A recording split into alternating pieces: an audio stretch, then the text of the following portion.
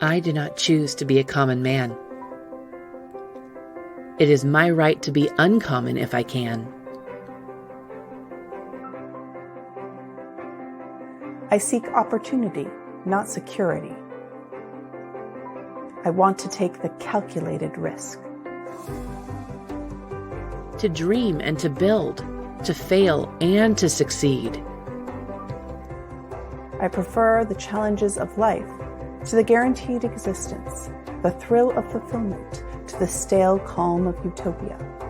I will never cower before any master, nor bend to any threat. It is my heritage to stand erect, proud, unafraid, to think and act for myself. To enjoy the benefit of my creations. And to face the world boldly and say, "This I have done." All this is what it means to be an entrepreneur. Thomas Paine, Common Sense.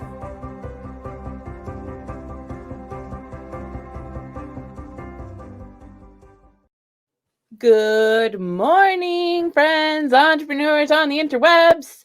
I'm Rachael Blaske, and I'm Julie Ahern. And we're here with Ginni Stoddard in this episode of You're Invited. Today's topic is number crunching.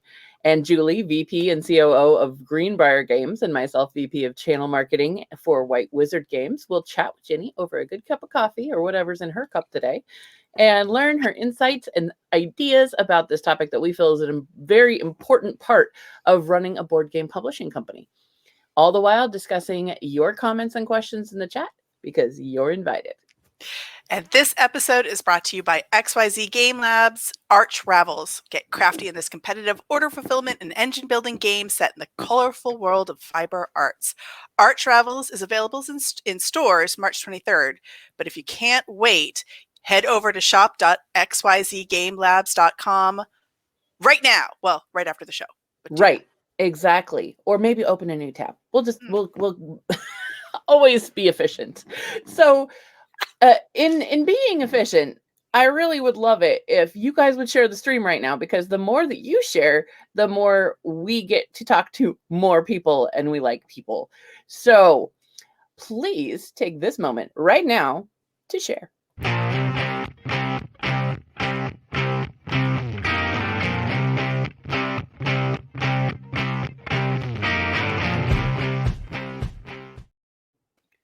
And Julie. Yeah. You got some news? I do have some news. Well, I feel like we were cutting edge and then everybody shared all the news, but for anybody who hasn't heard. We knew first. We knew it before it was cool to talk about it. Yeah, we're news hipsters. Asmodee has acquired Plan B Games. So that was a big announcement yesterday. Mm-hmm. So that is... And it is interesting because I do note that some of the people working at Plan B had moved on already. So, that was interesting to see. And now I think we know why. And so good luck to Plan B, and congratulations on moving forward with this merger. And so that's one of the things. And then also in board game, so we have a link for it in BGG, but BGG, while going on there, has now added additional credit lines in their games. So cool. I know, in their game. So if you are a publisher and you don't know this, it's a pretty important stuff, because now you can add things like who developed the game, graphic design, sculptors for your miniatures, design editors. So you have a lot more people that you can add to the credits, and may want to do so for those people who are working for you, who until now have gone unsung in the BGG world. That's right. I love the fact that finally, after a long time, we have some expanded credits so that we can give credit where credit is due. And also, one person even mentioned that that it would be great if there was writers and there was rules editors, because those are also a very different set here in the industry. And we have, yeah. So for example, that's completely, we've talked about this, that here at our process, we have the designer hand off the game. I, as the developer, or usually a developer in the company, rewrite the rules. So I am certainly not the one that wants to do the editing after the fact. I need other people to make sure that the rules that I rewrote still make sense and then are grammatically correct. So I use two different two different skill sets. So there's a lot of people go into the making of a game. Yes. And that is important. Well, I'm excited that everybody's joining us today, and we even have someone else that has joined us. Would you like to introduce her? Oh, yes. Okay. So Ginny is a fellow Massachusetts girl. So she is from my home state, and I have seen her in action. And I knew once I did that she would be an excellent person to come on the show to talk to us. Mm-hmm. Her direct approach for keeping creatives tethered in reality is something I think many board game companies and really any business rooted in the entertainment and the arts or creative endeavors is the balance that, let's face it, a lot of us are missing. Mm-hmm. I'm hoping that she will give everyone listening to the show today the tough love that they need to remember how to keep their business in the forefront. So without further ado, here's Ginny. All right, let's go ahead and get her in here and bring her over. Hello, good morning. Welcome. Good morning. Good morning. Well, this is great. I'm so excited to have you, and you can teach us all the things that we need to remember when we're doing this. So Ginny, can you, before we, dive into specifics, Sure. Can you just tell us about yourself? So what you do and how you ended up working for yourself. Okay. I graduated college, business degree, concentration accounting, took some bookkeeping classes in high school. So I furthered it in college and didn't want to be a CPA, just an accountant, and went to work for big business. But then as time went on, I decided, okay, well, I'm going to get married and I want to have children and I want to work from home. Yeah. So I started on the side, my business, Harbor Bookkeeping Service, while I was still working big business. And I did that for 3 years. And when I left big business, I had I had my son. I had clients waiting for me at that point in time. So all my hard work and my 60-hour weeks paid off. That's great. I was able to quit and work from home. And then, we had an apartment. So then I needed the 3 years, of my business income. So after a couple of years, I had that, and we were able to get a mortgage, based with my husband working and him. So that while I was doing my business and doing my books, I had to keep in the back of my mind, what was my future goal? And it's not instant. It doesn't happen in the next day. It is years in the planning. And so I've done an array of businesses. I get spread around by word of mouth. Accountants will refer me to their clients. And so I work with many different type of industries, and they all have their challenges. It's hard owning a business and then wondering, am I making a profit? What's my future? I can be young and single now, but that doesn't mean in 5 years I want to be young and single. And, and I'm a landscaper. But you have to sit there and treat it and look in the future, as an owner. And that's one side of the business. And the other side is I work with creative people. And what I've learned in the past is you have to let them do what they need to do. And the numbers in the back end is not their strong point. Right? It really isn't. The balance. It really isn't. But what I have learned is, and I do this in my own business, is I don't have to know everything. I don't have to know it. But I do need to know and have the contacts that I can go and ask somebody. So that if something comes my way, and that's the business owner too, you don't have to be an expert in all of it, but you do need to recognize that you need somebody, and if they can't do it, do they know who can do it? So even though you may hire a bookkeeper at this point, when you start getting more questions even about your personal finances and about the business finances that you want to take to the next level, your bookkeeper is there for the ground, but then there's the CPA, there's business advisors, so that can go up the tier and give you better information. Yep. So don't be afraid to spend the money and reach out, because it can mean the difference between having your business and not. Right. Absolutely. Do all people in Massachusetts like meet you and ask you what your 1 year, 5 year, 10-year plans are, like Julie's dad's? Like, oh my gosh. Like, you people and your forward thinking. I don't even understand. I just want to hang out today. The same thing. My father, it's like one of his first questions when he meets somebody is he does he doesn't do casual very well. So like he's into the what's your 1, 5, 10-year plan, like 5 minutes into the conversation. I feel like I barely know what I'm doing tomorrow. Exactly. Much less what I'm doing 5 years from now. And what I have really honestly found is that if you do the 5-year plan or the 1-year plan, you have to be flexible. You really do.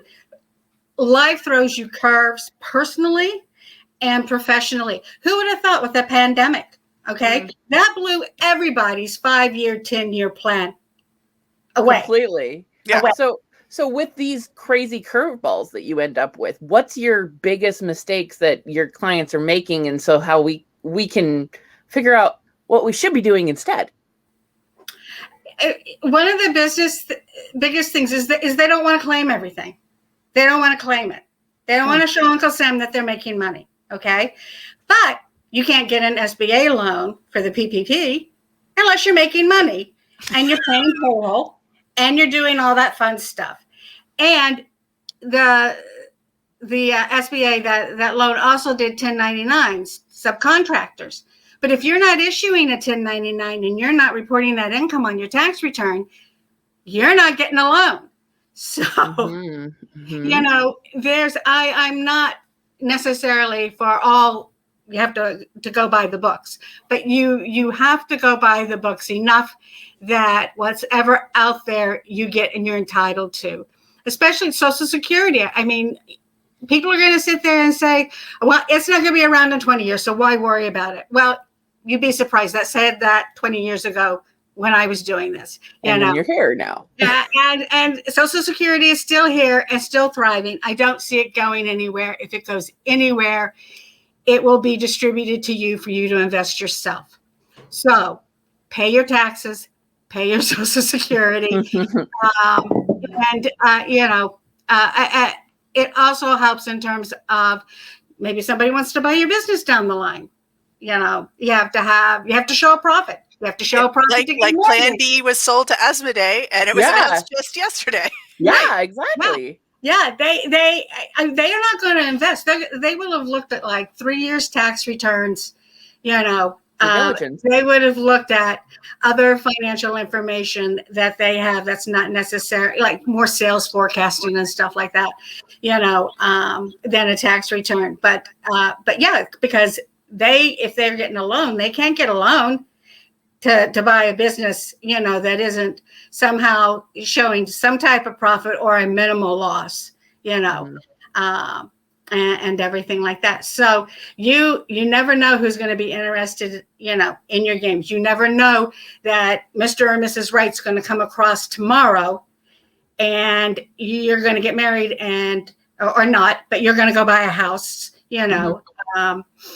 And those are the type of things that you have to think about when you're starting your business, and the publishing company is one of those creative type of companies. So you're working with a lot of individual graphic design artists, and so you want to make sure you get a W-9 from them that has that information so that you can report anything over $600 to them.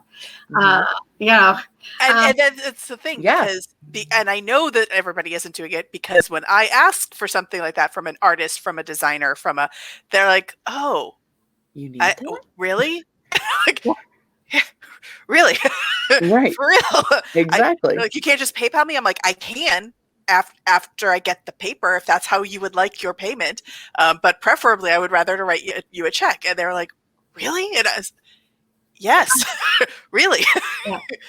And the thing is with these artists too is there'll be people who will 1099, you know, and that really means they're up to that next level and of business, you know, and they're going to go places, you know, because they realize the importance of that.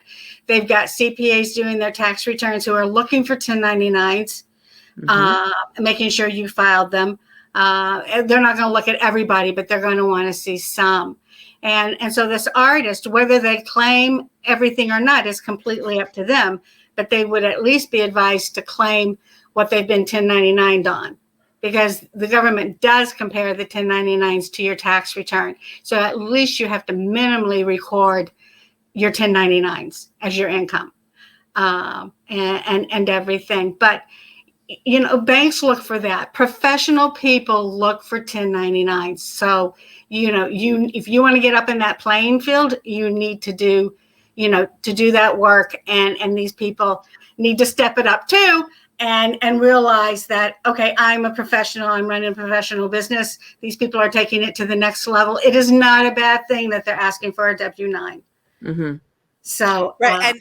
And you'll see that at the other end, having seen a lot of comic book creators, so seeing that world and the artists who work in that world, and you go to conventions and and eventually a conversation turns to, at some point, who's claiming their sales and who isn't, and why and how much, and never going to name names, but you can tell the people who are who think that they are going to be somebody or have some level of success, or thinking about the eventuality of success, and the ones who aren't, who are just like, oh, well, whatever, it's fine. Well, at some point it won't be, and you now have 5-year history of it not being fine.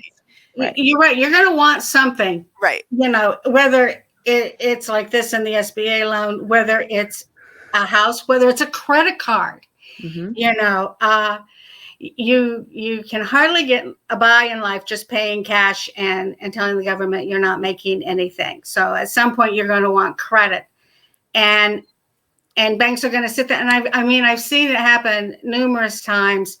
You know, I've seen people pledge their houses against their vendors, and I've seen them lose their houses. So believe it or not, yes. Yeah, it's horrible. They get in, and they always sit there and think, I'm going to make it. I'm going to make it. I'm going to make it. And the reality is if you're pledging your house against your vendors, then you're not going to make it, because you should have had the backup and everything like that to substantiate getting a business loan from the bank. You don't ever like remortgage your house or take an equity line or anything like that against your personal, livelihood. So before they get to that point, like, how can businesses set themselves up for success from the start so they don't get to that point? Yeah. And if you're heading in that direction, what can you do to course correct? Yeah. And I mean, the first thing, is you get, to me, QuickBooks Online is the software to have. You can get to it from anywhere. There is Xerox, there is some others, Zoho books, but they're not as robust as QuickBooks Online. QuickBooks Online also lets you put in your receipts. So you can scan in your receipts to your utility bills, to your invoice, to your designer. And so if anyone's auditing your books or looking at your books, your receipts are not all in a paper bag. They're attached to the transaction. and everything. And then it becomes an online filing cabinet. It's very easy to run, there's plenty of YouTube videos out there. So to basically do it, you can spend a couple of hours and figure it out and get it up and running. There are QuickBooks consultants who are certified by QuickBooks that can help you. I think QuickBooks actually now will sit there and set up your books for you, for a fee. They will, assign one of their consultants, to help you out. Yeah. And everything. I am not certified by QuickBooks, even though I've run it for 20 years. I've not needed the certification. So that's why I never just went and got it, and everything. So that to get on accounting software, balance your bank statements every single month, run a profit and loss every single month. Did I make money? Did I not? Run your receivables. Who owes you money? And the big thing is the payables. And what I have found is don't ignore a bill. Don't ignore it. If you can't pay it, contact them and ask them, I can't pay it in full. Can I pay you X amount each month? If they're really aggressive and no, we want it now, blah, blah, blah, blah, blah, send them a $10 payment every single week. Just every single week. Because if you go into a small claims court or whatever, by the time it ever hits there, it'll be paid off. Right. So that, and then you have the history of, I didn't just ignore you and just not pay you. Right. And this goes for credit cards too. I don't care if it's $5 a week or $5 a month. Make some payment. Show them that you're in financial trouble, but you're at least getting that $5 a month, $5 a week, whatever it is. But the worst thing you can do is ignore the bill. Right. And then on the other hand, and I think psychologically people it's scary because it's not, it's a piece of paper. It's not a thing that you can focus on. So there's a level of avoidance and denial that you want. A big level. And that's where a bookkeeper comes in, because a bookkeeper, I do this all the time. I have no fear calling. I have no fear calling for money, and asking, well, when people think they can be paid, the bill can be paid. Right. They can't pay. And if you approach people nicely and respectively, they will answer you that way. Okay. Right. And their guard will go down. And by, the middle of the conversation, they realize, they're not going to get lectured. You're just wanting to work something out. So don't be aggressive. Don't raise your voice. They're scared. They're just as scared as you are.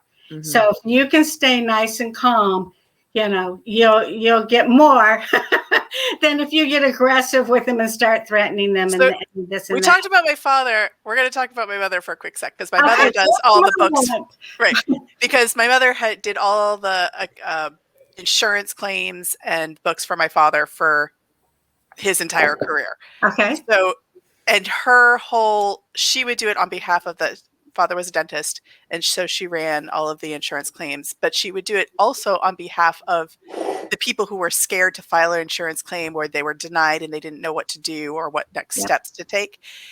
And I listened to her. I grew up listening to her, and she was in elementary. She was a first grade teacher before, switching over, and she would first grade teacher her way through a phone call like nobody's business, where it was just this sweet, patient, but never gonna give up until she got the answer she wanted in the nicest way possible.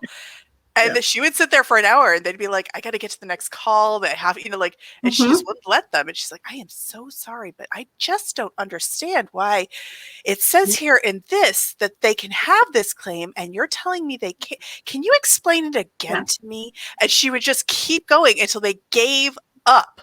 And we're like, you know what? They can have the claim. And it's like, it was her way of, so I did learn that. I learned from her that the polite and persistent is kill them with kindness. I mean, you do, but I'm sure she got a little bit firmer every single time, so that it was known she wasn't going to give up. I think they just knew her that she was never going to. Like after a while, they were just like, "Oh, Diane, It's Diane. It's Diane. Just give her what she wants. Yeah. And it's kind of like your kids, and as being parents, we will bite our tongue a million times to get where we need to be, in the school system or with a doctor or with a dentist, and so we kind of learn that skill really quick. That if I make them mad, if I'm too aggressive, and and I always sit there and think that there's a place and a time for being aggressive. And yes, it's come out, and I can be very aggressive, and I can be, but that's because, I've been baited for a while. And well, I think also of the three of us, when you are working in your own company and trying to do things, you learn to be assertive because you have to be, right. You know that, but no, to your point, knowing when, and somebody answering the phone on a complaint is not the person who's right. Gonna go right back at them. They hear it every day, and they've already been. They have their answer. Verbally assaulted on a daily basis. That's not the win you're looking for. No, it's not. And you politely ask for their supervisor. Mm-hmm. There must be someone I can talk to, and everything. So, but you're getting nowhere. Then you're like, okay, what's your name and employee number? So yeah. Well, okay. So you have mentioned QuickBooks several times. You mentioned Zoho. You mentioned I don't remember. I know that when I've chatted with you before, you've mentioned Peachtree at one point, but Peachtree, that's a little robust. That's more manufacturing. Right. Is there any other softwares or apps that you've seen have good results, and so we kind of have like a range of recommendations for our listeners? And not really. You can always just use Excel. If you don't have to buy software. If you're just like really, really starting out, you can do an Excel spreadsheet, where you have the columns going to the right as office supplies, whatever, and stuff like that. And your income and your expenses. So you can certainly start it on an Excel spreadsheet, but as you, and keep the stuff in your little paper bag. But as you start to get bigger, you'll want to go to one of the softwares. Quickbooks is the biggest one out there. They also offer a timesheet so that if you do have people working for you, you can do a timesheet through QuickBooks. Mm-hmm. And so they have a lot of, add-ons and everything that companies can use. I haven't used it, but they have like inventory control type of apps that you can use and everything for QuickBooks. But that's another whole section is inventory. Of course. Right. And that's something too. I mean, and I think that, you're publishing. Yeah. Mm-hmm. Yeah. And if anybody would like to share, go ahead and drop in the comments what you guys use for your different types of software. And if you have tips and things like that, people can ask you.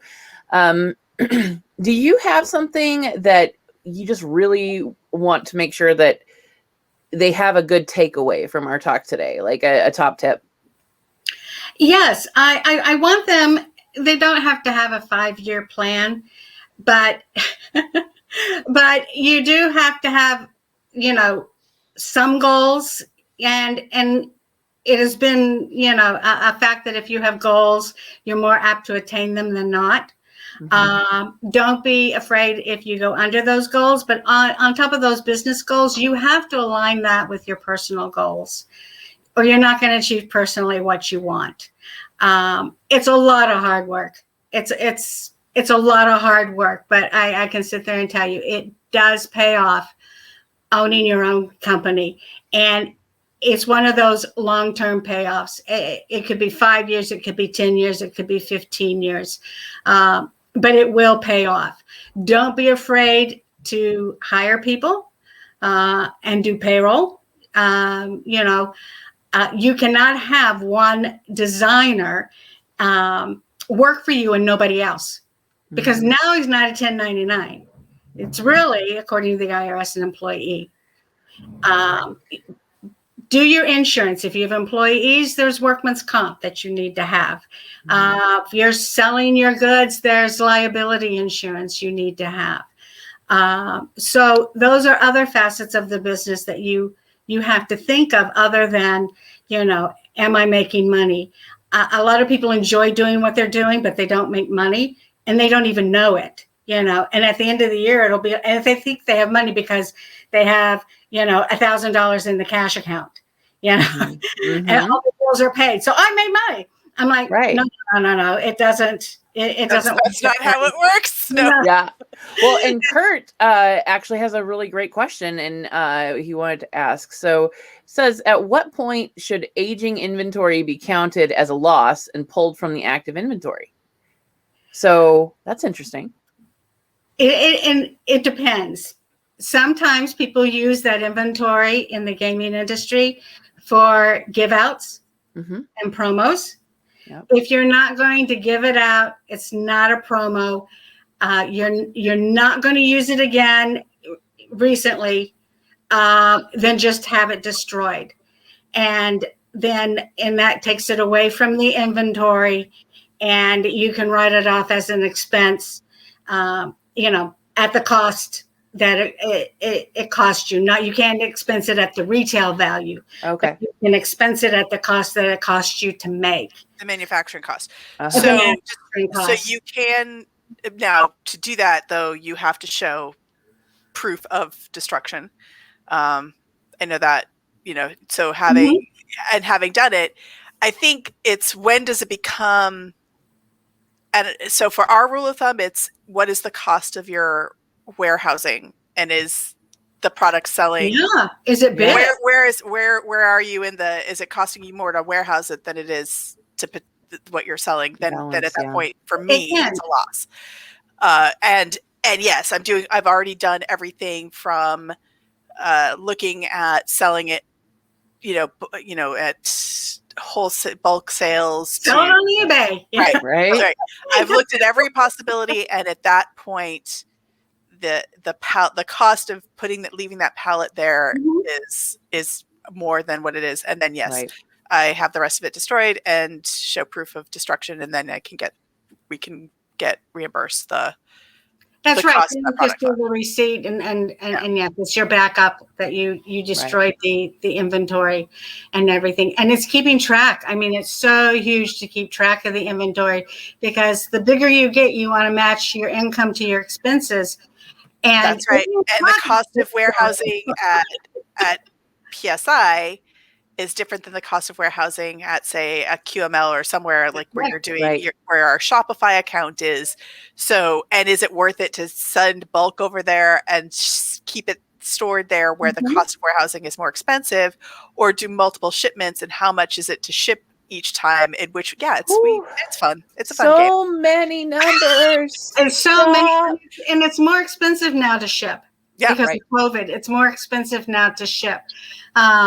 And everything. So it's, and it's inventory planning. If you have, a seller, and, where you're getting them, this is probably for your mid-sized publisher, and everything is keeping track of the inventory. Oh, I can tell you that if GenCon is happening this year, then that means Origins is definitely happening. I'm sure that the two, like if one happens, the other happens. And since they're only now timeline-wise, it's changed.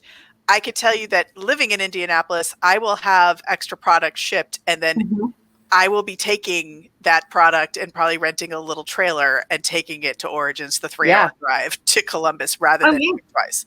Oh yeah, makes sense. You do. From my office, you're gonna like that. Whatever that you're invited is, if we're having it, you're just gonna see a wall of boxes behind me. And you know what? That's what's creative about business owners. And you don't, as a business owner, need to run everything by the bookkeeper. Okay. So if it makes sense and this and that, I've done bookkeeping after the fact many a time. There's hardly anything you can do that I can't sit there and somehow make it work. And a good bookkeeper can make it work. If you're really wanting to do something illegal, I would certainly sit there and tell you, don't do that again, because I won't be able to, to help you. so this is a one-time offer, and everything. But you didn't know that accountants could get creative too. So we Yes. have our own creative set of ways to work around and everything. So true. But you do have to keep the inventory, the Kickstarter. Are you on the accrual? There's a lot to think of. And the thing is, having a good bookkeeper, having a good CPA will definitely help you along the track. Well, Absolutely. awesome. I love it. What do we have going on this week, Miss Julie? I've loved all these questions, and I'm losing track of myself here. Let's get you moved over. Oh, so this week, Yes. coming up, so this week has been prep for next week, really. So Yeah. Gamma Trade Show is Mm. happening next week. Yeah. And so we've been prepping our online virtual booth, which has been a hoot. I know, right? It's been so much fun. There has been some pretty fun moments because of the software that they're using, having people stop by my booth, which is currently, I have it muted, but I am still technically in my booth. So if anybody showed up, I'd suddenly have people in my ears talking. Oh. But Fun. yes, so that's been the biggest work. And speaking of all of the book parts of it, is talking about, like, are there any specials for the show? What is the timeline that I can communicate to retailers of our new releases coming up? How am I promoting them? Mhm. So that's been kind of what's going on. And of course, a lot of it is the stuff that's already been on Kickstarter, so people know. And Right. of course, then Lost Ones Pledge Manager, Folklore's Pledge Manager closed on Tuesday. The Replacements Pledge Manager and Lost Ones Pledge Manager opens next Tuesday. Nice. You are always busy. Yeah. Well, and mine's just been working to figure out the booth, working to do some promotions and keep everything at the forefront with our reprints and things like that. So really, really exciting stuff. I've absolutely adored going and taking people around the virtual space that Gamma has set up, because it is just so it is by far, in my opinion, the best representation of a convention that a virtual space has pulled off so far, because I feel like I'm actually seeing friends. I can, have a conversation and be in an area where we can all kind of feel a little bit. I'm in the same booth of the space as love. are in our games, and I get to listen to Dan and Frank argue with each other. They're brothers. Yes. It's sibling love. Yes. It's one of my favorite. I know that sounds silly, and I'm not trying to be like, I think it's one of the best things because it just reminds me of my family. Like, it's Right. not fighting. It's definitely that, like, sibling that just makes me happy. Yes. So I'm super excited about that. Oh, cool. I just love it. So, let's see. Ginny, where can people find you if they would like to draw upon your wisdom or recommend you anywhere? Yes, they can email me at virginia.stoddard@verizon.net. Awesome. And I am more than happy to answer any of their questions, help them find somebody, in their area, or how they would even find somebody. What to look for in a CPA, a bookkeeper. So, yes, I welcome your questions, and however I can help you out, I'm there for you. Great. And next week, Julie, we finished Season 3. season 3. So next Wow. week is the reflections.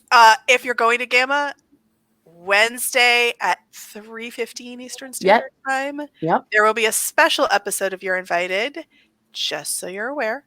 Mhm. At the Gamma show, we're doing a panel, but then our Friday is the reflections, where we Yep. talk about this season. And if you guys have any recommendations as to things that you would like to highlight over the season that you thought were really great, please let us know, and we'll see what we can throw in there. And I'm looking forward to it, because I always love looking back and seeing what we've learned over the season. So thank you so much for hanging out with us. Oh, We you're welcome. It's appreciate been a it. blast. Yes. And everyone, this awesome session was sponsored this week by Arcane Wonders. So once you're done here, head over to their website, see all the cool things they're doing. I know that they've had some new announcements for Gamma as well. Mhm. So yeah, You can always follow us on Facebook, Instagram, YouTube, and Pinterest, and all of the links are in the description box below. Enjoy your Friday, everyone. And remember, next week, you're invited. Thank you.